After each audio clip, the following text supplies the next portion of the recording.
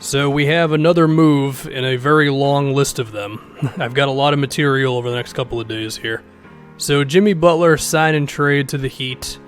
This trade had a few different iterations, but the final one seems to be, for Miami's sake, they traded Whiteside to the Blazers, traded Richardson to the Sixers, and they also traded a 2023 protected first, which we don't know the protections on just yet.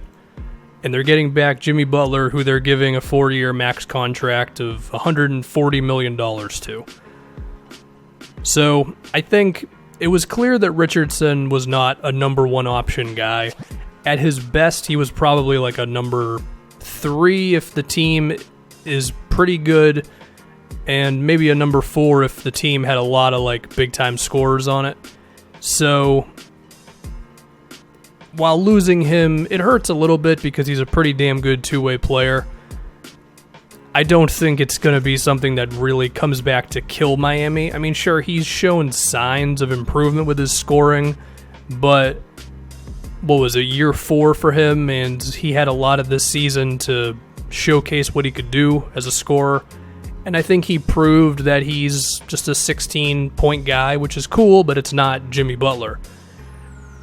So, you compare that to what Jimmy was doing for Philly and the big shots he was taking and running pick and rolls in late game situations, and just simply a different player, right? I also think Jimmy's got a lot more potential as a passer than Richardson does, and I think Jimmy and Winslow together could be interesting. But the other thing we got to talk about is this draft pick, this 2023 protection that we don't know much about yet. So all I can do is speculate. I mean, maybe it'll be top 5 protected, top 10, lottery.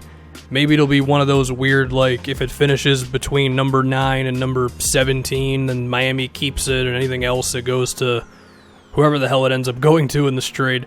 I don't know. Now, they're also owing the Clippers their pick in 2021. So Miami is thinning out their assets a little bit here. Now, they do still have Dragic, and it seems like he could be on the move. I've seen reports of them being willing to trade Dion Waiters. I don't know if you're going to get much for him.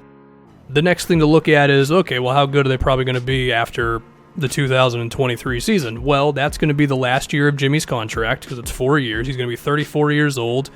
Maybe he holds up really well, and he can be still like a borderline top 15 player, maybe. I don't know.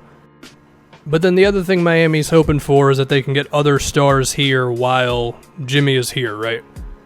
Now, maybe Justice or Bam become stars. I feel like if you force me to pick, I think Bam has a better chance just because with the handle and the athleticism and the defensive foundation that he has and being coached by Spoelstra, I just feel like the sky's kind of the limit for him, whereas Justice, being someone that I love, I do think he still projects to be like very good, but I just think Bam has something about him that could be a big outlier at the center position.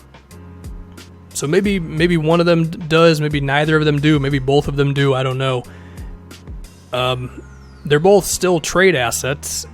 I have to assume Miami would prefer to keep them, but if it really comes down to that and somebody becomes available, I guess it's an idea.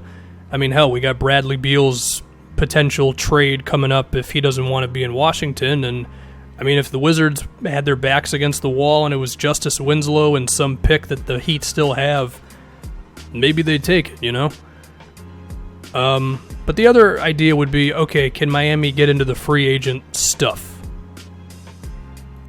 Well, I think they're definitely going to attempt to get off of money. I just don't see how they're going to do it without giving up another pick, which I think they really don't want to do now.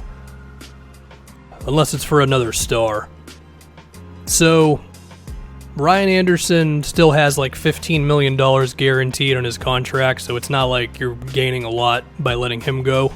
I bet you they're going to try really hard to get J.R. Smith's non-guaranteed because that one is a huge money saver. But they'd probably have to send an asset to Cleveland. I don't know. If Miami manages to do nothing, then their cap situation is still kind of whacked out until, like, maybe 2021 at the earliest, I guess. I don't know. We'll see what happens with all that stuff. I want to talk about this team on defense now. Jimmy, Justice, and Bam is a hell of a defensive trio. Olynyk's not bad in his own right. If he's going to be on this team, we don't know. Same thing with Dragic. We don't know if he's going to be on this team because he was in the move and then he wasn't in the move and I don't know, whatever the hell else. The team does seem to make a lot of sense. There is a lot of athleticism, a solid amount of ball handling between, well, really those four guys. I mean, Olynyk and Bam are actually two of the better ball handling bigs in the league. And I'm sure that Spoelstra is going to be able to put all of this together in a way that makes a lot of sense. I mean, we've seen him do a lot with the Miami roster, and it is tough because we don't really know who's going to be on the team.